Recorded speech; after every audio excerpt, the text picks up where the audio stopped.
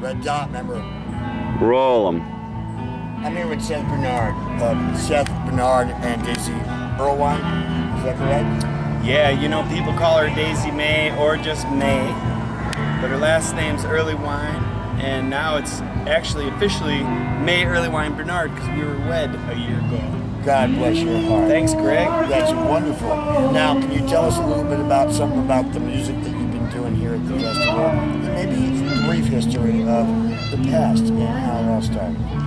Okay, well, we played at, Dunegrass for a number of years, and I've known Ryan Lake, I want to say since 2002. So May and I each grew up in musical families. We've been playing since we were like 12, 11 or 12, writing our own songs. Got together 8 years ago. Been playing music, living together, everything ever since, just fully immersed. And as far as this festival goes, the people that organize it are dear friends, and we put on our own festival. It's called the Earthworm Harvest Gathering. Been going to Bliss Fest since I was a baby, Wheatland, Hiawatha, all these festivals. So I feel like I've got a personal investment in the festival culture in Michigan.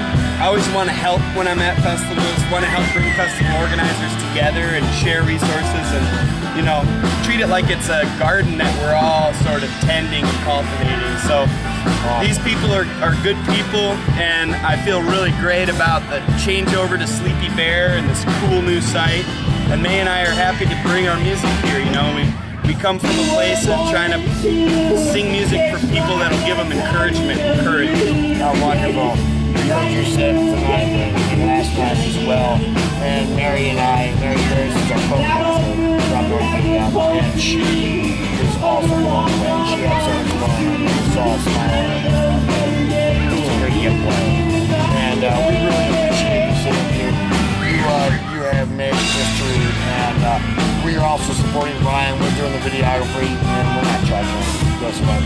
We're doing this because we love him. Nice. And he's our friend.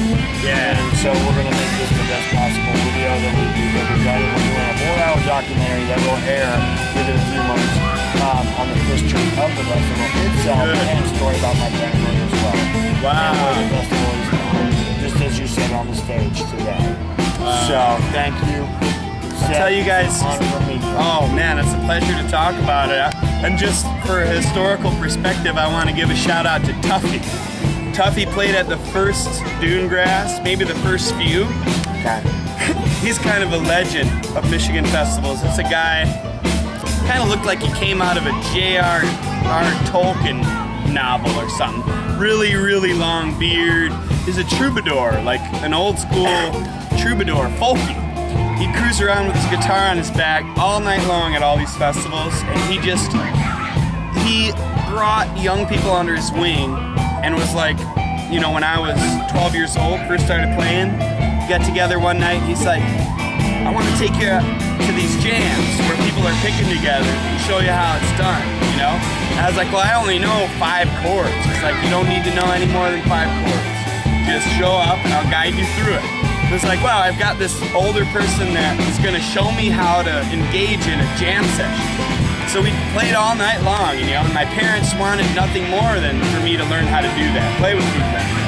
Tuffy's first book gig that he ever had at any of these festivals was Dunegrass. They recognized the importance of his role in our culture and our community. And they said, Tuffy, you've been playing all night long and helping out other musicians out at the pickin' parties and the campfires. We're going to let you play on the stage. You know what I mean? So that's the kind of spirit that this place was built on.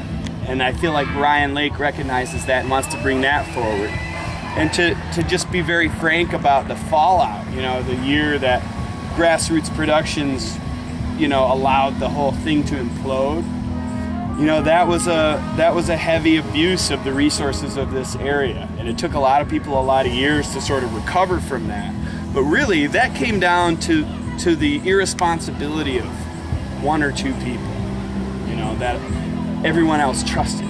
Is it true the Vanderburg family also had something to do with that year as trying to take the festival back, but then they gave it back to them because they felt that Well, Mike died the year before that on site, and they named one of the huge tents the Mike Vanderburg tent that year when everything went. No, there was no money to pay anyone, and they just. I don't know what the budget was, but it was higher than any budget of any Michigan festival ever.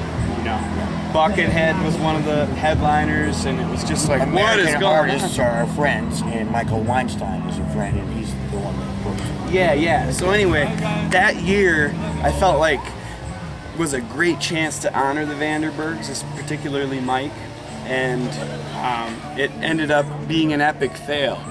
And Ryan, you know, had the gall and also the open-heartedness to sort of look at something that had fallen apart from a beautiful early beginning of a festival that's going to give Tuffy a slot and Susan Fawcett her slot, and Stepping In at one of their first festivals they ever played was the first Dunegrass. So the beautiful beginnings needed to be honored again. And you know, I think there were some elders in the community that were like, here, they passed the football to Ryan and he caught it. And he's like, all right, I got the ball now. You know, I'm going to take care of this thing as well as I can, and it's going to be a sacrifice. But ultimately, you know, like we were talking about, we know what's in his heart, and it's the community, it's the culture, it's the future.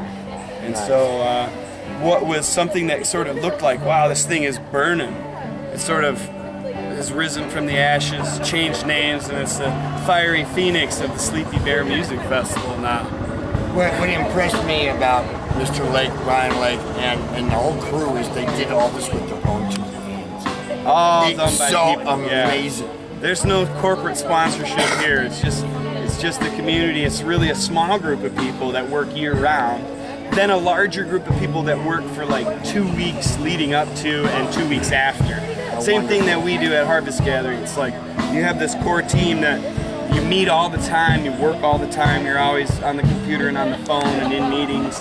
Then you've got some core people that'll come and work for free, like what you guys are doing, just to help the thing out so that everyone else can enjoy it. Yes, we're doing this because we believe that this should be promoted. And it should also, the public should know what they have done here with their own 2 hands, laboring day and night to try to get this thing up.